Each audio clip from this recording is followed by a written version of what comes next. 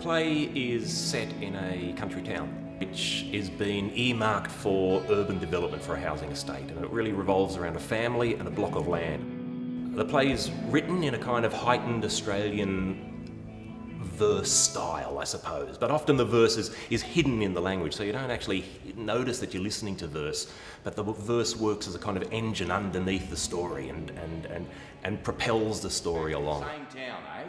The smitten boys are back at it. I remember your old man dragging the pair of yous, kicking and screaming by your torn school clothes. Your poor mother was crying. The two of yous trying to kill each other. Throws you down and gets the garden hose, and don't go thinking for a moment that I won't do the same. Shame is all I can say. Shame, bloody shame on yous.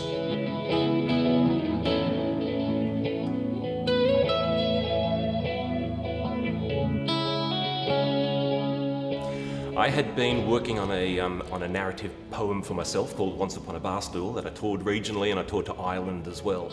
And Julian Merrick from Melbourne Theatre Company saw that particular performance, and he asked if I'd be interested in being part of the affiliate writers scheme with Melbourne Theatre Company. And I wrote the first act of the play then. That piece of writing was picked up by the R.E. Ross Trust, and the R.E. Ross Trust Script Development Award was given to the play. And with that I was able to work with actors and workshop and create the second half of the play. 5 outstanding actors. We have Jane Clifton playing the mother. She's doing a wonderful job and a wonderful performer.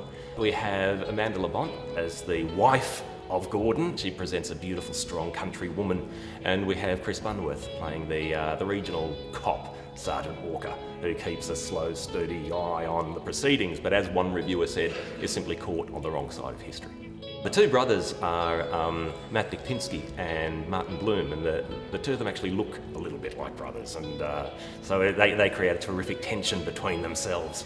Right, so anyway, there's one time. You got to say the hitchhiker. I fucking am. We used to get these hitchhikers going out to Tally to see the big potato. Like it's something to fucking see, so we'd stop. We'd stop. Hunter would be driving. Maybe smoking a joint or whatever. Well, he would be. I would be. You'd be maybe having a Fanta or whatever. A beer or whatever, but anyway. Hitchhiker's in the back and offer him a bit of a smoke, and he'd be like, "Nice one, thank you." He's off to Tally. Off to see the big potato. And I'd be... Hunter's driving and he'd be, "Do you feel like driving?" to me, and I'd be like... Gordon's like, "Nah, too tired," or whatever. So I turn to the hitchhiker. Gun Barrel Highway. And I say, "What do you reckon? Do you want to go?" And he doesn't slow And I down. pull out the steering wheel. Out of its collar. Pass it. He passes over it. my shoulder. And the bloke's in the back with a joint and a beer, and this one bloke... This German guy. He takes the This wheel. German guy. He takes He takes the wheel. And he starts to fucking steer.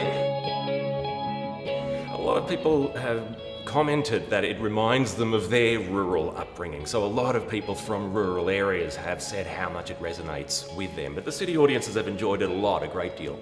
There's also a lot of humour in the play, and it's quite a light, enjoyable play. And it tells the story of as much of time passing and reflections on youth as it does on the larger movements that go on, in a nation or on the land.